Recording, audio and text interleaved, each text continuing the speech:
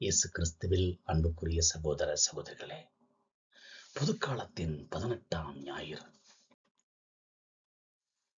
திருப்பலிக்கு உங்களை அன்போடு வரவேற்கிறேன். இன்று இறைவார்த்தைகள் நம்முடைய பசி மற்றும் தாகத்தின் ஆழமான தேவையை கிறிஸ்துவின் அளவற்ற நிறைவுடன் ஒப்பிட்டு பேசுகின்றது.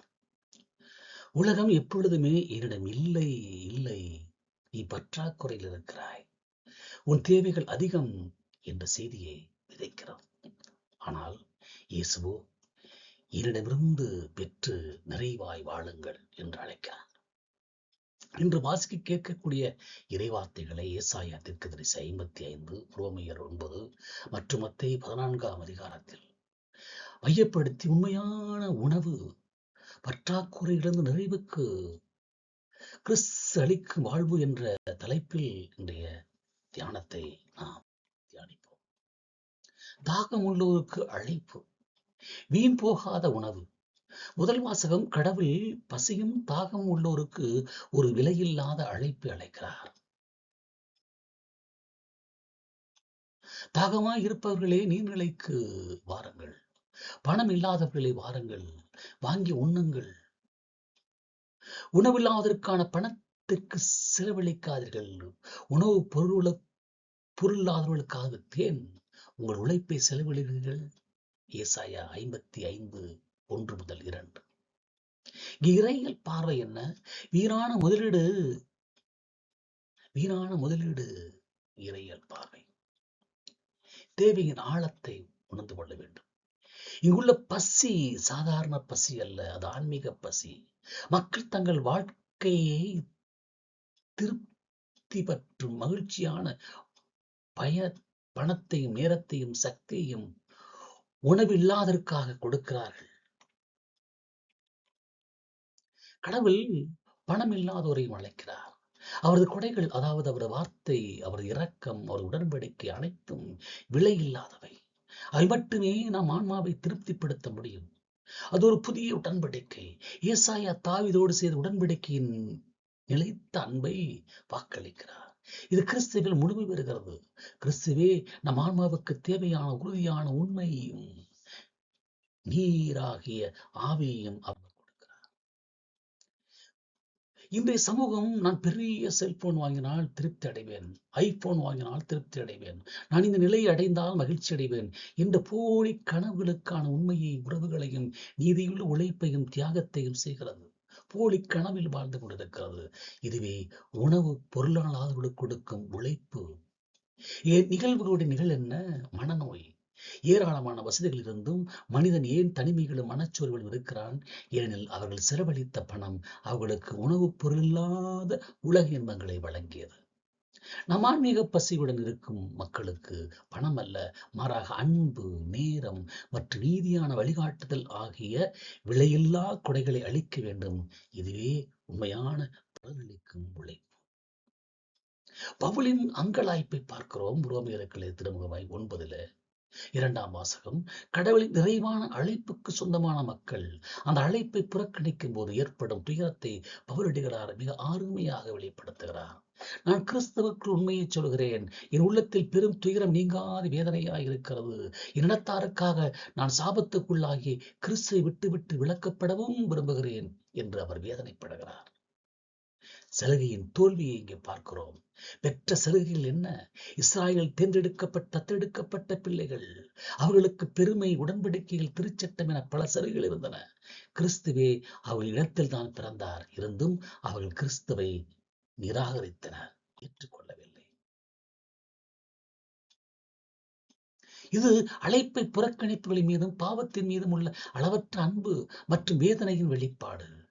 கிறிஸ்துவுக்குள் இருக்க நாம் அழைக்கப்படுகிறோம்.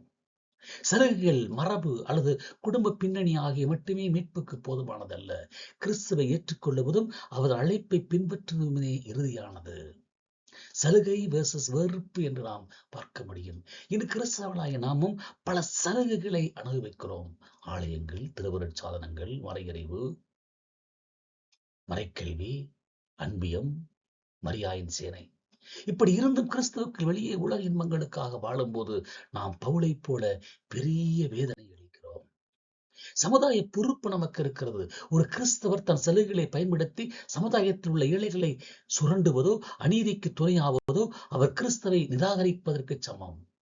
பவுலின் அர்ப்பணத்தை நாம் உணர்ந்து கொள்ள வேண்டும். நம்முடைய சமுதாயத்தில் நீதிக்காக போராடுபவர்கள் அல்லது நற்செய்தியை பரப்புவர்கள் பவுலைப் போல புறக்கணிப்பையும் வேதனையும் சந்திக்கிறார்கள். நாம் புறக்கணிப்புக்காக வருந்தாமல் அன்பால் தூண்டப்பட்டு மக்களை மீண்டும் மீண்டும் கிறிஸ்துவிடம் கொண்டு வர பாடுபட வேண்டும். நிறைவின் அதிசயத்தை நாம் பார்க்கிறோம். 1000 பேருக்கு உணவு, 5000 பேருக்கு உணவு அளிக்கப்படுகிறது. மத்தேயு நற்செய்தியில படிக்கிறோம். நற்செய்தி வாசகம் நம்முடைய தேவைகள் எவ்வளவு பெரிதாக இருந்தாலும் கிறிஸ்து நம்முடைய குறைகளை நிறைவு செய்கிறார் என்பதற்கான ஒரு வலிமையான சான்று. திரளான மக்களை கண்டபோது இயேசு இரக்கம் கொண்டார். அவர்களுக்கு நோயிற்றிருந்தவரை குணப்படுத்தினார். அவரிடம் இருந்தவற்றை 5 அப்பங்கள் 2 மீன்கள் எடுத்து விண்ணோக்கி பார்த்து ஆசீர்வதித்து அவற்றை பிட்டு சீடர்களிடம் கொடுக்கிறார். சீடர்கள் மக்கள் கூட்டத்திற்கு கொடுக்கிறார்கள். அனைவரும் உண்டு நிறைவடைகிறார்கள். இறையியல் பார்வை பிட்டு அளித்த ஆண்டவர் பிட்டு அளிக்கக்கூடிய ஆண்டவர். அது இரக்கத்தின் ஊற்று. இயேசு மக்களைக் கண்டு இரக்கம் கொண்டார். இயேசுவே ஊழியத்தின் அடிப்படை. பசி, நோய் என எல்லாவற்றையும் இயேசுவின் இரக்கமே என்று குணப்படுத்தி கொண்டிருக்கிறது. எல்லாவற்றையும் இயேசுவின் இரக்கத்திற்குள் கொண்டு வருவோம். கிறிஸ்துவிலே நிறைவடைவோம். இயேசு அவர்களை அனுப்ப வேண்டாம், நீங்களே அவர்களுக்கு உணவு கொடுங்கள் என்று கூறி நம்மிடம் உள்ள மிகச் சிறியதை கொண்டு வாருங்கள் என்று கேட்கிறார். அவர் விண்ணோக்கி பார்த்து ஆசீர்வதித்து ஈக்குரிஸ்டிக் பேஷடோவிங் என்று சொல்கிறோம். அதை பிட்டு கொடுக்கிறார். அனைவரும் உண்டு திருப்தியடைந்தார்கள், நிறைவடைந்தார்கள். மீத வந்த 12 கூடைகள் நிறைய மிகுதியை குறிக்கிறது. பற்றாக்குறை மனநிலை நம்மிடம் இன்னும் இருக்கிறதா?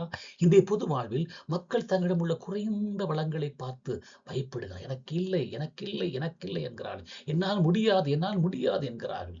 என்னிடம் இருப்பதை பகிர்ந்தால் நான் ஏழையாகி விடுவேன் என்று நினைக்கிறார்கள். எனக்கு பத்தாது என்கிறார்கள். இதுவே அவர்களை அனுப்பிவிடும் மனநிலை. நாமும் அனுப்பிவிடும் மனநிலையில் தான் இருக்கிறோம். பல பகிர்வு. நாம் சமுதாயத்தில் உள்ள வறுமையை, வேலையின்மையை, கல்வி சிக்கலை நீக்க இயேசுவைப் போல நிறைவுக்கான நம்பிக்கையோடு செயல்பட வேண்டும். நம்முடைய சிறிய நேரம், சிறிய பணம் அல்லது சிறிய அளவு அறிவு ஆகிய 5 அப்பங்களையும் 2 மீன்களையும் நாம் கிறிஸ்துவிடம் அர்ப்பணித்தால் அவர் அதை ஆசீர்வதித்து பலருக்கு பயன்படச் செய்வார்.